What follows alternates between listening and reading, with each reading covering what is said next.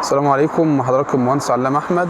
ان شاء الله النهارده هنتكلم عن ظاهره حصلت في نبات الكراويه هذا العام. الناس اللي زرعت شتلات كلها بتعاني من حاجه اسمها الايرلي بولتنج او الازهار المبكر.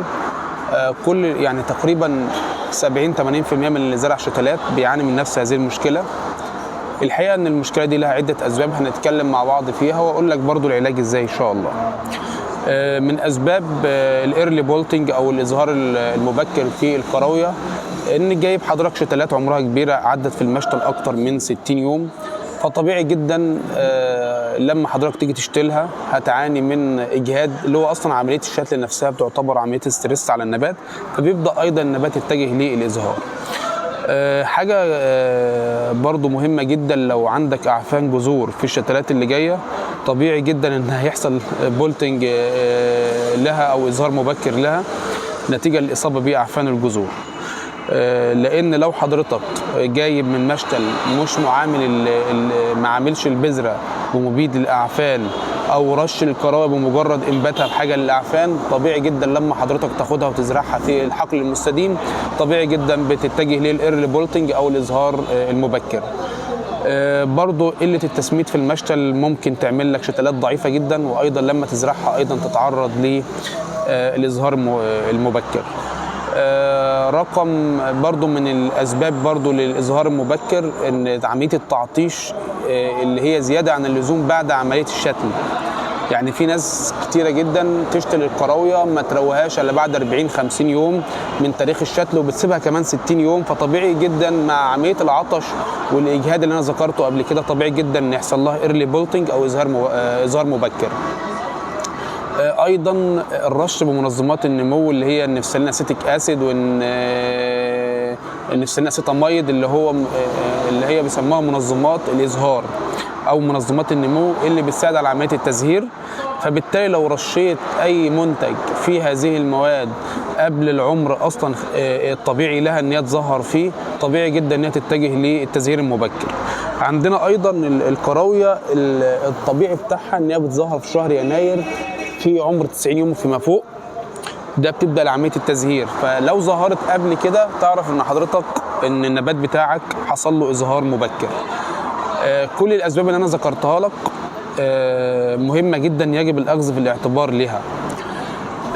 اركز ثاني على جزئيه الاصابه باعفان الجذور في المشتل طبيعي جدا انها تعمل معاك ايرلي بولتنج، والكلام ده انا مش جايبه من نفسي، الكلام ده انا جايبه من ابحاث عالميه.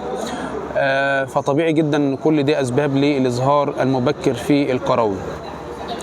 التعطيش ليه عامل، ايضا رش منظمات النمو اللي بتساعد على عمليه التزهير قبل ميعادها لها عامل. عشان اريحك اقول لك ان نبات الكراويه بيبدا في عمليه التزهير من 90 يوم، وده العمر الطبيعي او العمر المثالي لعمليه التزهير. تمام كده؟ طب ايه بقى لو انا حصل عندي ازهار مبكر اعمل ايه؟ لو النسبه بسيطه يعني 5% 10% على حدود الحقل ممكن تقص التزهير المبكر ده مفيش مشاكل خالص، والنبات ان شاء الله هيجدد نفسه ويبدا يظهر معاك في العمر الطبيعي بتاعه. لكن لو النسبه عاليه لا انا ما انصحكش بقص الازهار، ولكن انصحك ببعض المركبات اللي هتعمل معاك نمو خضري بحيث ان تخلي عمليه النمو الخضري مساويه لعمليه التزهير، او بمعنى اصح يشجع النمو الخضري للنباتات بتاعتك. لان طبعا مش من الطبيعي جدا ان انا يكون عندي تزهير عالي وعندي مجموع خضري ما يكفيش لتغذيه هذه الازهار. يبقى هنرش مركب بيحتوي على احماض امينيه وعنصر الزنك زي كينج ميل كسترا 500 سم للفدان، او هنرش مركب تاني اسمه نيوراكت ايضا فيه هرمونات السطاله زي الاكسينات وايضا السيتوكاينين، وفيه طحالب بحريه وفيه اكسيد بوتاسيوم وفيه احماض امينيه ايضا. سوبر تريس امينو بمعدل 250 جرام لكل 100 لتر ميه. هنرش حاجه اسمها ستيموفول امينو اكتف 375 جرام للفدان على 120 لتر ميه. هننزل حاجه في عمليه الري بتحتوي على بتحتوي على الفولفيك او الهيوميك زي الفولفو ماكس او الالترا هيومو ماكس، ده مهم جدا. وممكن احط لتر احماض امينيه على الحوال زي اليونيفرس ريتش. فالمركبات اللي انا بقول لك عليها ده على فكره تقدر تلاقيها في السوق يعني. برضو عشان انظم عمليه البناء الضوئي ممكن اضيف عنصر المنجنيز مع الاحماض الامينيه برضو كويس. يعني ممكن احط نص لتر كينج ميل اكسترا. الخلطه دي على فكره كويسه جدا وهتعمل معاك شغل كويس.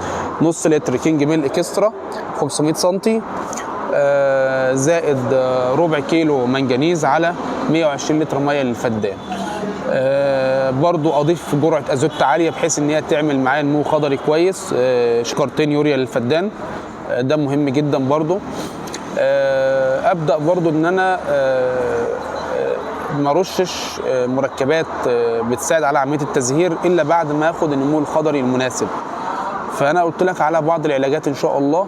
ومهم جدا ترش حاجه لاعفان الجذور، مهمه مهمه مهمه، يعني ده من اهم المهم كمان، انك قبل ما تبدا تنفذ اي حاجه ترش لاعفان الجذور. يعني قبل ما تبدا ترش حاجه عشان تبدا في البرنامج اللي انا قلت لك عليه ده، ترش حاجه لاعفان الجذور. يبقى باختصار خالص هتبدا تحل المشكله دي ازاي؟ هترش حاجه لاعفان الجذور على سبيل المثال دوفكس 200 سم للفدان. بترش الفدان ب 150 لتر ميه بالموتور الصغير، حطهم على 150 لتر ميه. هترش ب 200 لتر ميه، حط ال 200 سم دوفكس على ال 200 لتر ميه حسب كميه الميه للفدان. بس طبيعي الطبيعي جدا انك بترش الفدان ب6 بخاخات موتور ضغط اللي هو 150 لتر ميه، وبتغطي كويس عشان تاخد نتائج محترمه. لو مش متاح الدوفكس بالنسبه لك، عندك الفابريك 100 سم على 120 لتر ميه. عندك ايضا الكومباينكس 200 جرام على 120 لتر ميه، او عندك مركب ليدر 400 سم على 150 لتر ميه للفدان. ده بالنسبه لمبيدات اعفان الجذور. بعد كده مركب اللي هيساعد معاك كويس جدا وهيظبط معاك الامور ان شاء الله، مركب كينج ميل اكسترا 500 سم زائد 500 سم بسفوليار سوبر. دي خلطه تعملها على 200 لتر ميه. او الخلطه الثانيه بكل اختصار 500 سم كينج ميل اكسترا زائد نص كيلو منجنيز، من ربع كيلو لنص كيلو على 5 بخاخات او 120 لتر ميه للفدان. ان شاء الله تبقى النتائج محترمه معاك، وهتسيطر على عمليه الازهار المبكر ده يعني على قد المستطاع او على قدر المستطاع هتسيطر عليها ان شاء الله. ايضا التسميد الازوت مهم جدا، انك تحط 100 كيلو جرام يوريا للفدان برضو عشان تنشط المجموع الخضري للنبات.